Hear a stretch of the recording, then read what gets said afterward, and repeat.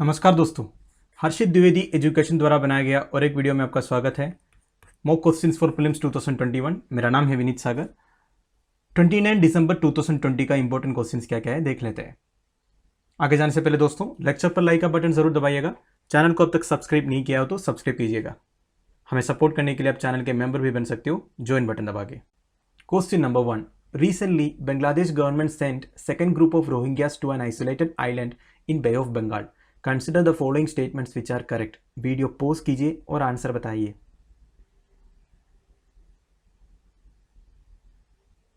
I hope आपने answer किया होगा। Now the answer is option B 2 and 3 only. तो दोस्तों स्टेटमेंट 1 जो है गलत है। क्या लिखा है? Rohingya are an ethnic group largely comprising Muslims who predominantly live in the western Bangladesh province of Rakhine। दोस्तों ये गलत है। एक्चुअली राखीन प्रोविंस जो है कहाँ है? म्यांमार में है, जिसको बर्मा भी कहते हैं, पुराना नाम है बर्मा। तो दोस्तों वैसे ये न्यूज़ जो है हमने बहुत बार कवर किया था। राखीन प्रोविंस बहुत बार न्यूज़ में भी आया था, तो ये बहुत ही इंपॉर्टेंट है। म्यांमार में राखीन प्रोविंस में रोहिंग्यंस मैक्सिमम रहता है। Island which they are being relocated is an uninhabited one located in the Bay of Bengal was formed by Himalayan silt in 2006। तो दोस्तों ये बिल्कुल सही है। जिस आइलैंड में ये लोग रिलोकेट हो रहा है, बांग्लादेश गवर्नमेंट जो म्यांमार से माइग्रेट हो गया, मतलब भाग के आया था, उधर बहुत सारे प्रॉब्लम हुआ था। हम लोगों ने काफ़ी बार इसके बारे में डिस्कस किया है, रोहिंग्यन क्राइसिस के बारे में। रोहिंग्यन क्राइसिस के चलते म्यांमार से, जो रखीन प्रोविंस से जितने भी रोहिंग्यंस भाग के बांग्लादेश आए, जो नेबर कंट्री है, उधर बांग्लादेश गवर्नमेंट ने उनको बासान चार करके एक आइलैंड में रीलोकेट करने का प्लान शुरू किया। ऑलरेडी 2 बैच रोहिंग्यंस को भेज भी दिया बासान चार में। अगर बासान चार आइलैंड के बारे में बात करें दोस्तों, वो 2006 में फॉर्म हुआ था हिमालयन सिल्ट से। हिमालयन सिल्ट मतलब हिमालयन रिवर्स जो सिल्ट लेके आता है, बेसिकली सेडिमेंट्स लेके आता है, उससे एक आइलैंड बना था 2006 में। तो उसी आइलैंड को थोड़ा सा डेवलप करके उधर घर वर बनाया, तो उधर ही बांग्लादेशी गवर्नमेंट रोहिंग्यंस को रिलोकेट कर रहे। तो स्टेटमेंट हमारा बिल्कुल सही है।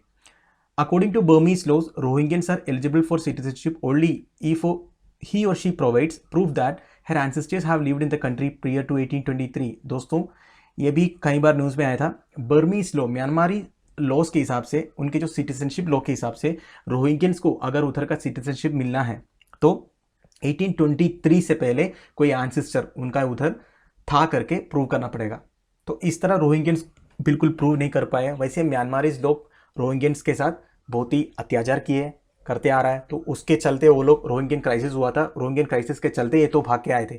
तो बर्मीज वाले बिल्कुल उनको सिटीजनशिप देने का प्लान में नहीं है।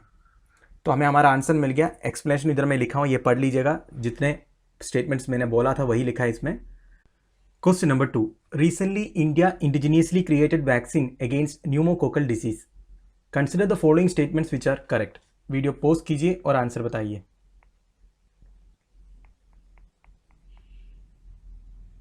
आई होप आपने आंसर किया होगा। Now the answer is option D 1, 2 and 3। दोस्तों तीनों स्टेटमेंट जो है सही है। देखते हैं।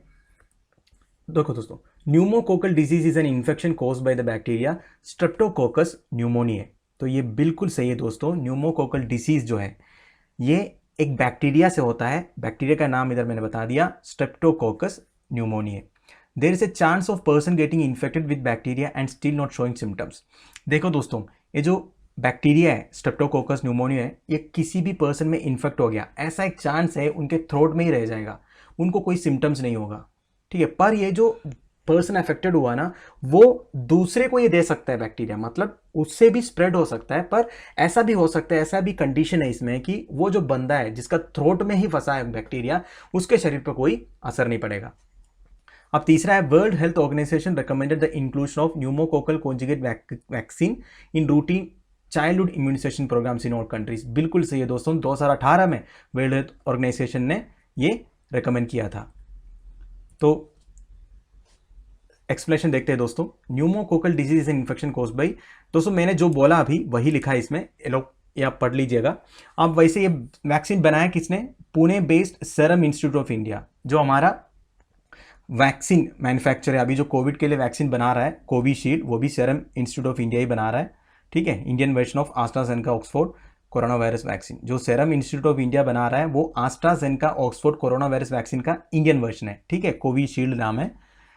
अब दोस्तों ये जो वैक्सीन है, जो मतलब न्यूमोकोकल डिसीज के लिए जो वैक्सीन बनाया, ये जो है targets the pneumococcal bacterium which causes pneumonia. जो बैक्टीरिया, देखो कौन कौन सा डिसीज होता है इससे, न्यूमोकोकल बैक्टीरिया से, एक है न्यूमोनिया एंड मेनिंजाइटिस, सेप्सिस, ठीक है, and is estimated to cause nearly 4 lakh deaths in children under 5 years of age each year worldwide. तो कितनी खतरनाक है आप देख सकते हो। WHO का रिकमेंडेशन के बारे में स्टेटमेंट लिखा हुआ है, आप लोग पढ़ लीजिएगा। वैसे हमारा आंसर मिल गया, तीनों स्टेटमेंट बिल्कुल सही है। Question number 3, consider the following statements about white tigers in India which are correct. Video pause कीजिए और आंसर बताइए। आई होप आपने आंसर किया होगा। Now the answer is option B 2 and 3 only. Statement 1 जो है गलत है दोस्तों। क्या लिखा है? The white tiger is a separate species different from Bengal tigers that carry a recessive gene controlling coat colour. दोस्तों ये जो स्टेटमेंट का पहला पार्ट है ना, white tiger is a separate species, यही गलत है दोस्तों। एक्चुअली व्हाइट टाइगर जो होता है वो बंगाल टाइगर ही होता है, बस उसमें थोड़ा सा कलर वेरिएशन है। ये कलर वेरिएशन क्यों होता है? वो एक जेनेटिक कंडीशन है। अब देखो, the white fur is caused by lack of pigment pheomelanin. Pheomelanin करके कलर देने वाला एक पिगमेंट है, उसकी कमी होती है व्हाइट टाइगर में, इसलिए बंगाल टाइगर से थोड़ा कलर में डिफरेंट रहता है। वैसे बाकी सारे जो फीचर्स है वो बंगाल टाइगर से सेम रहता है व्हाइट टाइगर्स का, जो इंडिया में दिखते हैं। वैसे बोला जाएगा तो साइबेरियन टाइगर जो है, साइबेरियन टाइगर का भी व्हाइट टाइगर होता है, ठीक है। साइबेरियन टाइगर में भी अगर फियोमेलानिन जो पिगमेंट उसकी कमी होगी तो ये भी व्हाइट टाइगर बन सकता है।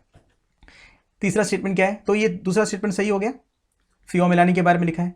तीसरा स्टेटमेंट है, a genetic condition can result in near complete absence of stripes making the tigers almost pure white. आप लोगों ने कहीं देखा है वीडियो में या पिक्चर में बिल्कुल व्हाइट टाइगर?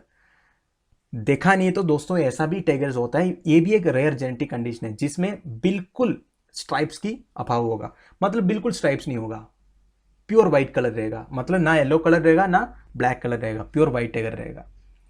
तो हमारा ओनली स्टेटमेंट 2 and 3 सही है। स्टेटमेंट 1 मैंने बोला सेपरेट स्पीशीज जो लिखा है ना वो गलत है। अब देखो दोस्तों, व्हाइट टाइगर इज और ब्लीच टाइगर, व्हाइट टाइगर को ब्लीच टाइगर भी बोलते हैं। It is a leucistic pigmentation variant of Bengal tigers. Technical term leucistic pigmentation variant of Bengal tigers. तो बेसिकली आप यही समझिए कि कलर वेरिएंट है। और साइबेरियन टाइगर, तो साइबेरियन टाइगर भी व्हाइट हो सकता है। And man made hybrids between the two. इसका मतलब है अगर ये दोनों को क्रॉस करेगा तब भी व्हाइट टाइगर हो सकता है। Indian state of Madhya Pradesh, Assam, West Bengal, Bihar, Orissa, in the Sundarbans region, ये सब जगह में दिखता है। Former state of Rewa, Rewa मतलब मध्य प्रदेश, ठीक है। White tiger is a Bengal tiger which is, white tiger is a Bengal tiger मतलब इंडिया में जो व्हाइट टाइगर दिखता है वो बंगाल टाइगर ही है। Which is a species listed by the International Union of Conservation of Nature as endangered. तो endangered species है, IUCN का category. Additional genetic condition can result in near complete absence of stripes, making the tiger almost pure white। तो दोस्तों ये जो दिख रहा है ना आपको फोटो, ये यूएस का एक जू का है। इसमें जो दिख रहा है व्हाइट टाइगर, इसमें बिल्कुल स्ट्राइप्स नहीं है, ये भी एक जेनेटिक कंडीशन है। ये जो येलो की जगह व्हाइट फर दिख रहा है आपको, ये भी एक जेनेटिक कंडीशन है, ठीक है। तो हमें आंसर मिल गया statement 2 and 3 only. Question number 4, consider the following statements regarding the term over the top platforms which are correct. Video pause कीजिए और आंसर बताइए।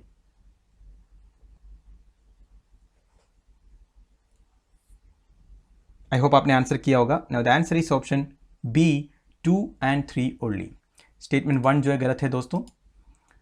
क्या लिखा है? The term is only apply to video on demand platforms, not audio streaming, messaging services और internet based voice coding solutions. दोस्तों ये गलत है, ओनली वीडियो ऑन डिमांड नहीं है।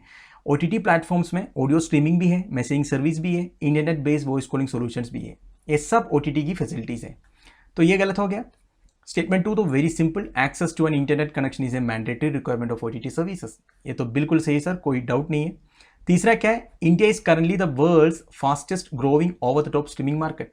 दोस्तों आजकल जो OTT में मूवीज, वेब सीरीज वगैरह आता है, जितना ज़्यादा आता है वही देख के हमें पता चल रहा होगा इंडिया में इनका कितना बड़ा मार्केट है। वैसे इंडिया की पॉपुलेशन भी बहुत ही बड़ा है, इंडिया में मैक्सिमम लोग 80% लोग जो है स्मार्टफोन्स यूज़ करते हैं। तो India is currently the world fastest growing over the top streaming market, बिल्कुल सही है। तो 2 and 3 only is the correct answer. वैसे एक्सप्लेनेशन में वही लिखा हूं जो मैंने अभी बोला।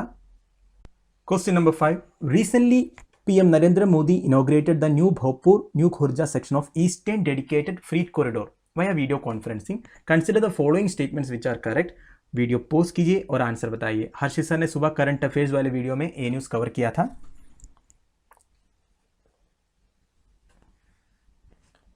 आई होप आपने आंसर किया होगा।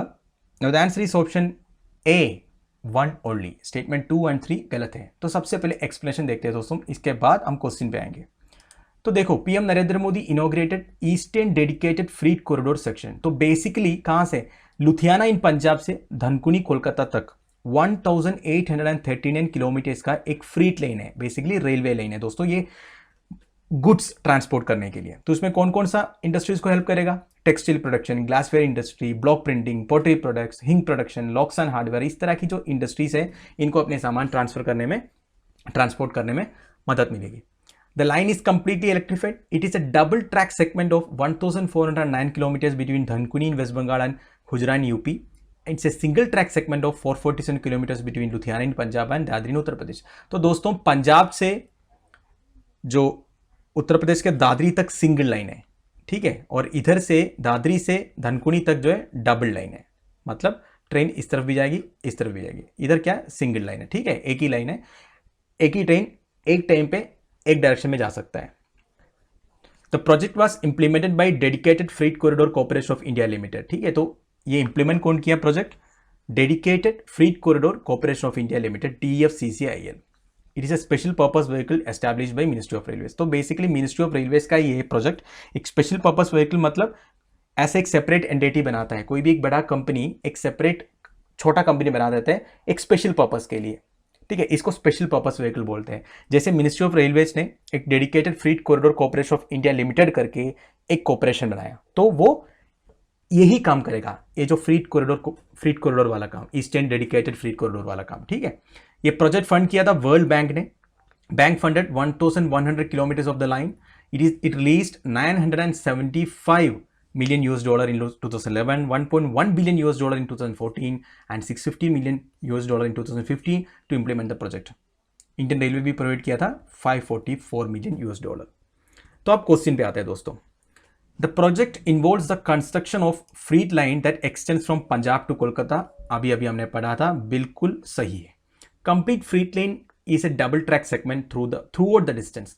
ये double track segment throughout the distance लिखा है, गलत है दोस्तों। मैंने बोला था लुधियाना से दादरी तक सिंगल लाइन है, फिर दादरी से वेस्ट बंगाल तक डबल लाइन है, तो ये गलत हो गया। Whole project was funded by government of India without any funding from external sources. ये बिल्कुल गलत है दोस्तों, में आर लिखा है सोर्सेस, क्योंकि वर्ल्ड बैंक ने फंडिंग किया था। तो हमारा आंसर में मिल गया स्टेटमेंट 1 ओनली।